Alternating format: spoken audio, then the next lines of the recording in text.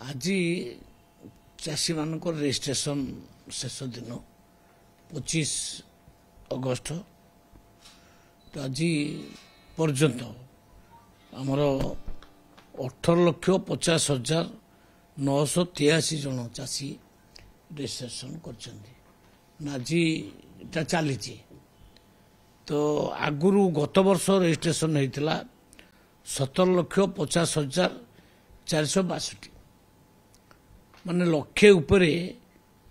अधिक चाषी एथर को रेजिस्ट्रेशन करछन्ते भावुँ आज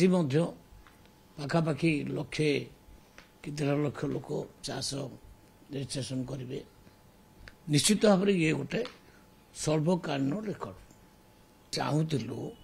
जे जो मैंने अणचाषी जो मैंने मिडिल मैन से माने एथर को रेजिस्ट्रेशन न करंतु बोली से EKYC आम फार्मर्स मान लागू कलु किंतु जिते चाषी माने टिके असुविधार सम्मुखीन हेले से आमको कहले तापर आम पुणी निर्णय नेलु जे गोटे सेल्फ डिक्लारेशन फॉर्म आम व्यवस्था करवा सेल्फ डिक्लारेशन फॉर्म रे साइन करके कृषक माने तार रेजिस्ट्रेशन कले फल असुविधा किसी रहा ना अबिका देखु प्रत्येक जिले में 100% उपरको रेजिस्ट्रेशन हो गला तेना आज रेकर्ड आसी सारा काली की जना पड़ो टोटाल केते रेजिस्ट्रेशन होइछन।